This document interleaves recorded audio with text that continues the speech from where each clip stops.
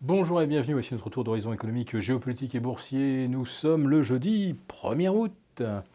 Et pour comprendre comment tourne la planète finance, c'est sur la bourse au quotidien et nulle part ailleurs. Et l'épisode du jour s'intitulera La Fed nous a pondu un communiqué nébuleux et tout le monde est heureux. Alors Wall Street ne l'a pas été complètement mercredi soir, puisque le geste tellement attendu, l'abaissement de 25 points de base du taux directeur de la Fed, est bien ce qui a été annoncé. Oui, ça, tout le monde s'y attendait. Ce qui comptait donc derrière, c'était le communiqué de la Fed, la conférence de presse, les tournures employées par M. Jérôme Powell face au questionnement de la presse. Eh bien, il a finalement réussi son exercice de communication. Alors bon, je l'ai dit, Wall Street a été un peu déçu, a perdu entre moins 10 et moins 1,20%. Pas assez pour faire disparaître les profits du mois de juillet, nouveau mois de hausse à Wall Street. Mais il a un petit peu soufflé le chaud, le froid, ou peut-être même illustré ce que M. Greenspan disait de façon un peu malicieuse. Si vous avez compris ce que j'ai voulu dire, c'est que je me suis mal exprimé. Alors M. Powell a dit, la baisse de taux, qu'il pouvait difficilement éviter d'accorder à Donald Trump, eh bien, c'était effectivement peut-être une baisse préventive. Certainement pas l'amorce d'un cycle de baisse de taux. Mais 3 questions plus tard, il explique que, en fonction des données de l'inflation, de la croissance, la Fed pourrait être amenée à réduire davantage ses taux.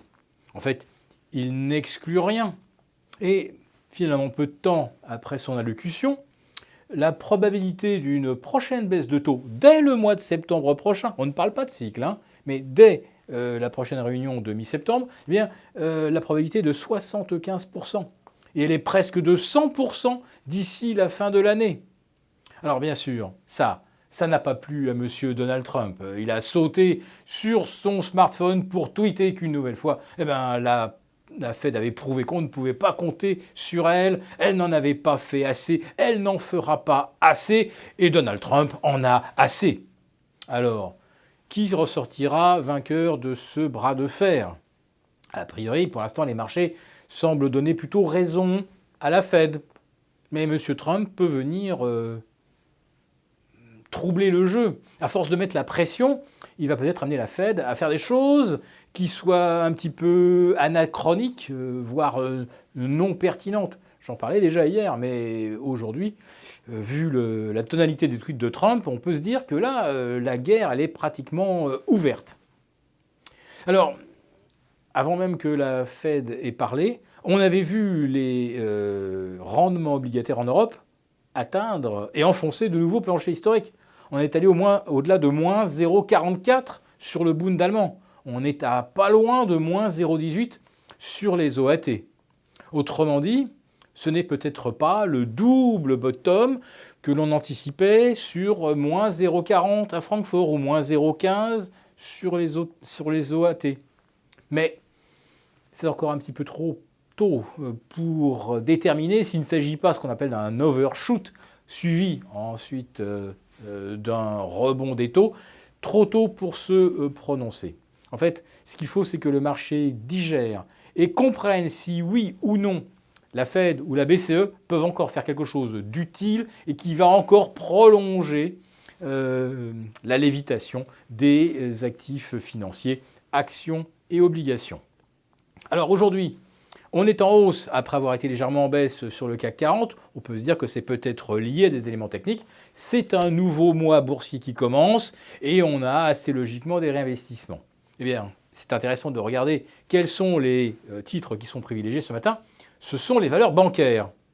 Ah, généralement, les valeurs bancaires, elles n'aiment pas la baisse de taux. Et celles qu'on a observées hier auraient pu leur coûter cher ce matin. Si les banques se mettent à remonter, soit c'est parce que la baisse de taux est terminée, soit peut-être parce que la BCE a laissé filtrer quelques petites gâteries qu'elle pourrait consentir au secteur bancaire. Par exemple, établir un seuil plus élevé à partir duquel s'appliquerait la pénalité de moins 0,40 sur les prises en pension. tout cas, c'est clair. Aujourd'hui, les valeurs bancaires, elles espèrent de bonnes nouvelles. En ce qui concerne l'économie, on en a toujours de plus mauvaises en Europe et des plus mitigées aux États-Unis. On l'a vu hier. Nous savons que le moral est au firmament, le moral des ménages est au firmament. Et curieusement, l'indice d'activité de la Fed de Chicago a littéralement dévissé. Alors ça plaidait pour de nouvelles baisses de taux. En revanche, les chiffres des créations d'emplois dans le secteur privé sont ressortis plus robustes que prévu. Et ça plaidait pour un statu quo sur les taux de la Fed. De toute façon, ce que les marchés vont devoir digérer, analyser, mais ce qu'ils ont pu observer hier, c'est qu'il n'y avait pas unanimité de la Fed pour la baisse de taux qui a été opérée hier.